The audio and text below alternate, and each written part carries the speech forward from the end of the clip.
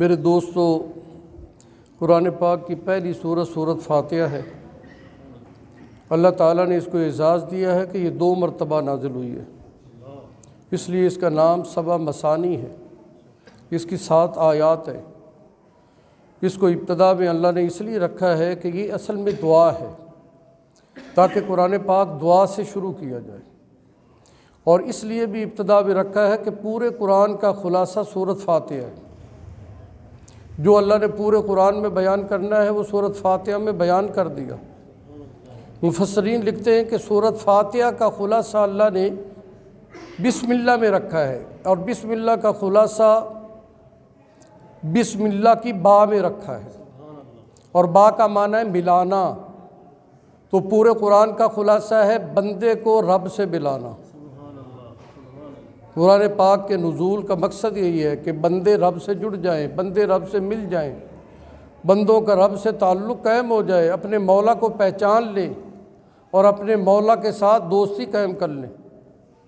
سورت بقرہ قرآن پاک کی سب سے بڑی سورت ہے۔ اس میں اللہ نے 1000 احکام بیان کیے، اور اس میں اللہ تعالیٰ نے خاص طور پہ بنی اسرائیل پر کیے جانے والے انعامات کا ذکر کیا ہے۔ سورت بقرہ کی ابتدا میں اللہ تعالیٰ نے پہلے 2 رکوعوں میں پوری انسانیت کو 3 قسموں میں تقسیم کیا ہے: ایمان والے، ایمان نہ لانے والے، اور ایسے جو اوپر سے ایمان لاتے ہیں اندر میں کفر رکھتے ہیں۔ ایمان لانے والوں کو مومن کہا کہ یہ کامیاب ہیں، ان کی صفات بیان کی، پکے نمازی ہیں، اللہ کی غیب چیزوں پر ایمان رکھتے ہیں، اللہ کے دیے ہوئے مال سے خرچ کرتے رہتے ہیں، اللہ کی اتاری ہوئی کتابوں پر ایمان رکھتے ہیں، آخرت پر ان کا پکا یقین ہے۔ یہ جو ایمان والے ہیں اولئک هم المفلحون، کامیاب ہیں، ہدایت پر ہیں، کامیاب ہیں۔ آگے ذکر فرمایا 2 آیات میں کافروں کا جو ایمان نہیں لائے۔ اللہ نے فرمایا انہوں نے کفر اختیار کیا، کھلا کفر اختیار کیا، اللہ کا انکار کیا، اللہ کی نافرمانی کی، ان کے لیے وَلَهُمْ عَذَابٌ عَظِيمٌ، بہت بڑا عذاب ہوگا۔ اگلے رکوع میں اللہ نے منافقین کا ذکر کیا، جو اوپر سے کلمہ پڑھتے ہیں، اندر میں کفر رکھتے ہیں۔ منافق کے 2 چہرے ہیں، ایک اسلام کا چہرہ ہے، ایک کفر کا چہرہ ہے۔ فرمایا کہ ان کو کافروں سے بھی زیادہ سخت عذاب ہوگا۔ تیسرے رکوع میں اللہ نے ساری انسانیت کو خطاب کیا، یا ایھا الناس اعبدوا ربکم الذی خلقکم، اے تمام لوگوں، میرے بندوں، انسانوں، اپنے رب کے سامنے جھک جاؤ، عبادت بجا لاؤ، اس کو پہچانو جس نے تمہیں پیدا کیا ہے، تم سے پہلے لوگوں کو پیدا کیا ہے۔ اور آگے فرمایا کہ ہم نے فرشتوں میں سے نہیں، جنات میں سے نہیں، انسان کو پیدا کیا اپنی خلافت کے لیے، اور انسان اول کا ذکر کیا آدم علیہ السلام کو۔ فرشتوں کو اعتراض ہوا تو اللہ نے آدم کی عظمت کو بیان کیا، اور فرشتوں کو حکم دیا کہ میرے آدم کے سامنے سجدہ ریز ہو جاؤ، جھک جاؤ۔ یہ تعظیمی سجدہ تھا، اور اس کو تم مان لو کہ یہ اللہ کا خلیفہ ہے، اس کی خلافت کا اقرار کر لو۔ آگے چل کر اللہ نے بنی اسرائیل پر کیے جانے والے انعامات کا تذکرہ کیا ہے۔ بنی اسرائیل کون ہیں؟ یہ یعقوب علیہ السلام کی اولاد ہے۔ اسرائیل یعقوب کا نام ہے۔ اسرائیل کا معنی ہے اللہ کا بندہ، جیسے ہم کہتے ہیں عبداللہ، اللہ کا بندہ، اسرائیل کا معنی بھی ہے، یہ عمرانی زبان کا لفظ ہے۔ یعقوب علیہ السلام کا دوسرا نام اسرائیل تھا۔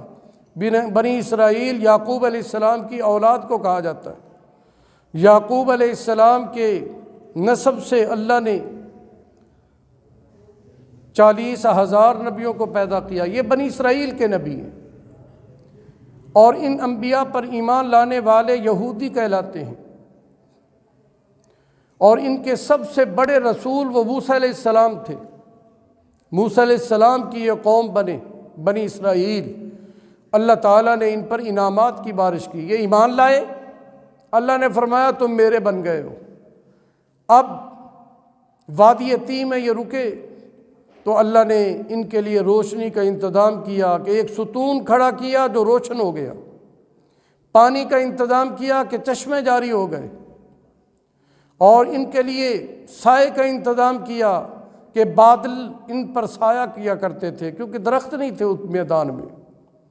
اللہ رب العزت نے کپڑوں کا انتظام کیا، میلے کچیلے کپڑوں سے رات سوتے تھے، صبح اٹھتے تو صاف ہوتے تھے۔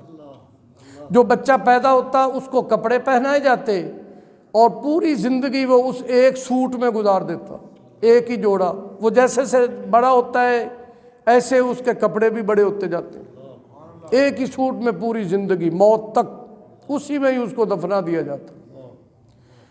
اللہ رب العزت نے فرمایا یا بنی اسرائیل اذکروا نعمتی التی، اے بنی اسرائیل تم یاد کرو میری دی ہوئی نعمتوں کو، میں نے کیسے تم پر نعمتوں کی بارش کی، لیکن تم نے ناشکری کی، تم نے کفر اختیار کیا، تم نے ایک بچھڑے کی پوجا شروع کر دی تو اللہ رب العزت نے ان پر عذاب مسلط کیے۔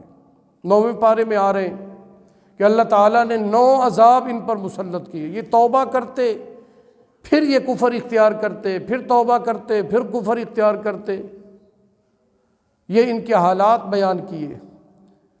اور پہلے پارے میں اللہ تعالیٰ نے یہ بھی اشارہ دیا کہ ان کے یہاں قتل ہو گیا تھا تو سارے اکٹھے ہو کر موسیٰ علیہ السلام کی خدمت میں آئے کہ قاتل نہیں مل رہا، اس مقتول کا قاتل نہیں مل رہا، پتہ نہیں چل رہا کہ کس قصور پر، کس غلطی پر اس کو مارا گیا ہے۔ تو اللہ رب العزت نے فرمایا تم ایک گائے لے لو اور اس کو ذبح کرو۔ انہوں نے سوالات کیے وہ گائے کا رنگ کیسا ہو، وہ کتنی عمر کی ہو، بالغ ہو نہ بالغ ہو، کہاں سے لیں۔ تو جیسے جیسے سوالات کرتے گئے ایسے مشکل میں پھنستے گئے، اس لیے حضور صلی اللہ علیہ وسلم نے فرمایا سوالات نہ کرتے تو وہ مشکل بھی نہ پھنستے۔ تو گائے کو لایا گیا، سونے کے وزن سے انہوں نے گائے حاصل کی، گائے کو ذبح کیا۔ اللہ نے فرمایا مقتول کے بدن کو اس گائے، ذبح شدہ گائے کے ساتھ لگائیں، لگایا تو مقتول زندہ ہو گیا۔ اللہ نے زندگی بخشی، زندہ ہو کر اس نے نام بتایا کہ فلاں میرا قاتل ہے۔ یہ دراصل موسیٰ علیہ السلام کا معجزہ تھا۔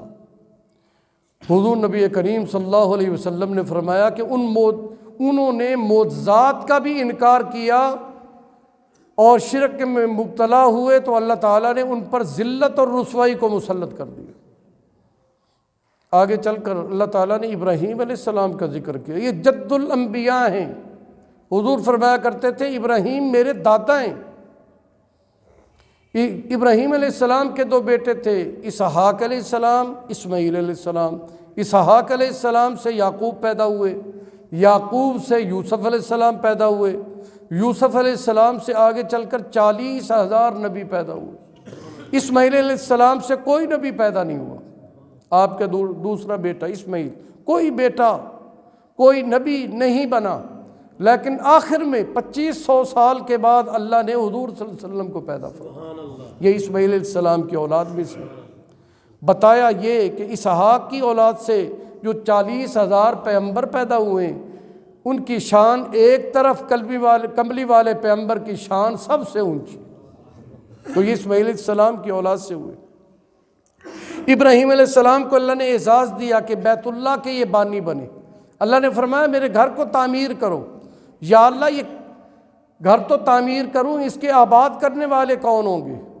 فرمایا تم تعمیر کرو، آبادی کا انتظام میں خود کروں گا۔ تو ابراہیم علیہ السلام نے اپنے بیٹے اسماعیل علیہ السلام کو لیا، بنیادوں سے بیت اللہ کو اٹھایا، جس پتھر پر ابراہیم علیہ السلام نے قدم رکھے تھے وہ پتھر جیسے جیسے آپ دیواروں کو اونچا کرتے گئے وہ پتھر بھی ساتھ ساتھ اونچا ہوتا گیا، یہ پیڑ کا کام دے رہا تھا۔ آج وہ پتھر مقام ابراہیم کے شیشے میں بند ہے جس پر ابراہیم علیہ السلام کے 2 پاؤں کے نشانات ہیں۔ اور حضور صلی اللہ علیہ وسلم جب طواف کرتے کرتے وہاں تک پہنچے تو آپ نے پھر 2 نفل پڑھے، اللہ تعالیٰ نے حکم دیا کہ یہاں بھی نماز پڑھو مقام ابراہیم کے قریب، اس لیے وہ اب طواف کے بعد یہ 2 نفل مقام ابراہیم کے قریب پڑھے جاتے ہیں۔ یہ نفل نہیں ہوتے، یہ واجب ہوتے ہیں۔ آج بھی اللہ تعالیٰ نے یادگاریں چھوڑی ہیں۔ ابراہیم علیہ السلام نے اپنی بیوی اور بچے کو جنگل میں چھوڑ دیا تھا، اللہ رب العزت نے بچے کی ایڑیوں سے زمزم کا کنواں جاری کر دیا، زمزم کا پانی جو تمام پانیوں کے سردار ہے۔ اماں ہاجرہ اسماعیل علیہ السلام کی والدہ پانی کی تلاش میں سرگرداں تھیں، دوڑتی ہوئی صفا پہاڑی پر پہنچی، وہاں سے اتری پھر مروہ پر پہنچی، مروہ سے اتری پھر صفا پر پہنچی، یہاں تک کہ 7 چکر لگا دیے۔ اللہ نے یہ چلنا اتنا پسند کیا، قیامت تک آنے والے تمام عادیوں کو حکم دیا کہ تم بھی اماں ہاجرہ کی سنت کو تازہ کیا کریں۔ اماں ہاجرہ کی یاد ہے جو حاجی بجا لاتے ہیں، عمرہ کرنے والے وہاں دوڑتے ہیں، اللہ تعالیٰ ان کی دعاؤں کو قبول کرتے ہیں۔ اس وادی کو بھی اللہ نے مقدس بنا دیا، صفا پہاڑی، مروہ پہاڑی۔ اللہ نے فرمایا یہ میرے شعار ہیں، میری قدرت کی نشانی ہے، اور زمزم پانی میں اللہ نے برکتیں رکھ دی، جو جس نیت سے پیے گا وہی نیت اس کی پوری ہوگی۔ آگے دوسرا پارہ شروع ہو رہا ہے، یعقوب علیہ السلام نے اپنے بیٹوں کو بلایا اور یہ وصیت کی جو ہمارے لیے قابل عمل ہے، ہم بھی اپنے بیٹوں کو وصیت کیا کریں۔ کیا وصیت کی یعقوب علیہ السلام نے کہ میرے بیٹو تم جب تک زندہ ہو مسلمان بن کر زندہ رہنا، موت آئے تو اسلام کی حالت میں آئے، ایمان کی حالت میں آئے، تم کامیاب ہو جاؤ۔ ہم دین کی وصیتیں کیا کریں، اپنی اولاد کو ان کی تربیت کیا کریں۔ اللہ تعالیٰ نے آگے فرمایا کہ ہم نے بیت اللہ کی بجائے حضور نبی کریم صلی اللہ علیہ وسلم کا قبلہ مسجد اقصیٰ کو بنا دیا۔ آج مسجد اقصیٰ کے لیے مسلمان تڑپتے، آج یہودیوں کا قبضہ ہے، آج اسرائیل وہاں پر حملہ آور ہے۔ یہ سرزمین فلسطین یہ پاکیزہ زمین ہے۔ مسجد اقصیٰ جو حضرت زکریا علیہ السلام نے تعمیر کی تھی، پھر حضرت سلیمان علیہ السلام نے جنات کے ذریعے تعمیر کرائی تھی، یہ وہ مسجد اقصیٰ ہے جہاں حضور نبی کریم صلی اللہ علیہ وسلم نے تمام نبیوں کی امامت کرائی تھی معراج کی رات کو۔ یہ وہ مقدس جگہ ہے۔ اللہ تعالیٰ مسجد اقصیٰ کی بھی حفاظت فرمائے، اور حملہ کرنے والوں کے حملوں کو اللہ تعالیٰ انہی پر ہی مسلط کر دے اور ان کو نیست و نابود کر دے۔ تو یہ قبلہ اول ہے۔ 17 ماہ تک پیارے آقا نبی کریم صلی اللہ علیہ وسلم صحابہ کو لے کر بیت اللہ کی بجائے مسجد اقصیٰ کی طرف رک کر کے نمازیں پڑھا کرتے تھے۔ مسجد اقصیٰ کا دوسرا نام بیت المقدس ہے، اس کی طرف منہ کر کے نمازیں پڑھتے۔ لیکن آپ کی دل کی چاہت تھی کہ میرے دادا نے جو خانہ کعبہ تعمیر کیا ہے میں اس کی طرف رک کر کے نمازیں پڑھوں، یہ دل میں چاہت تھی۔ آپ بار بار نماز میں بھی اپنی نظریں آسمانوں کی طرف اٹھاتے تھے کہ کب اللہ کا حکم آئے اور مجھے اللہ یہ کہیں کہ اب تم مسجد اقصیٰ کی بجائے بیت اللہ کی طرف رک کر نمازیں پڑھا کرو۔ آخر 17 ماہ کے بعد وہ وقت آ گیا، مدینہ شریف کی وہ وادی جہاں پر مسجد قبلتین تعمیر ہوئی ہے، 2 قبلوں والی مسجد، یہاں آپ نماز ظہر ادا کر رہے تھے۔ دوران نماز ہی آپ صلی اللہ علیہ وسلم نے اپنا چہرہ آسمانوں کی طرف کیا تو اللہ کی طرف سے وحی اتری، قد نرا تقلب وجہک فی السماء، میرے پاک پیغمبر آپ کا چہرہ بار بار آسمانوں کی طرف کرنا، میں جانتا ہوں کہ آپ کے دل میں کیا ہے۔ آپ یہ چاہتے ہیں کہ میرا قبلہ مسجد اقصیٰ کی بجائے بیت المقدس کی بجائے بیت اللہ بن جائے، تو میں آپ کو دوران نماز ہی حکم کرتا ہوں کہ آپ نماز کے اندر ہی اپنا رخ بیت المقدس سے ہٹا کر بیت اللہ کی طرف کر لیں، کہ آپ کی چاہت کو ہم نے پورا کیا کیونکہ آپ ہمارے محبوب ہیں۔ آگے اللہ تعالیٰ نے یہ بھی فرمایا اللہ کے راستے میں کٹنے والے، قتل ہونے والے، ان کو مردہ نہ کہو، یہ زندہ ہیں، یہ شہید ہیں، وقت شہادت ان کو اللہ کا دیدار نصیب ہوتا ہے، اور یہ دنیا امتحان گاہ ہے اور تمہیں آزمایا جاتا ہے، مختلف آزمائشوں میں تمہیں ڈالا جاتا ہے اور تمہیں حکم کیا جاتا ہے کہ تم ہر آزمائش میں صبر کرنا، صبر سے کام لینا۔ مختلف قسم کی آزمائشیں آئیں گی، یہ دنیا ہے، یہاں پر آزمائشیں آئیں گی۔ ایمان والوں کو، انبیاء کو آزمایا گیا، صحابہ کو آزمایا گیا، اہل بیت کو آزمایا گیا، اولیاء اللہ کو آزمایا گیا، ایمان والوں کو قیامت کی صبح تک آزمایا جاتا رہے گا، لیکن صبر کا دامن کبھی بھی نہ چھوڑنا۔ یہ آج کی منزل کا مختصر خلاصہ تھا۔ قرآن کریم تو سمندر ہے، سمندر کے یہ چند قطرے ہیں۔ اللہ تعالی ہمیں عمل کی توفیق عطا فرمائے۔ اللہم صلی علی سیدنا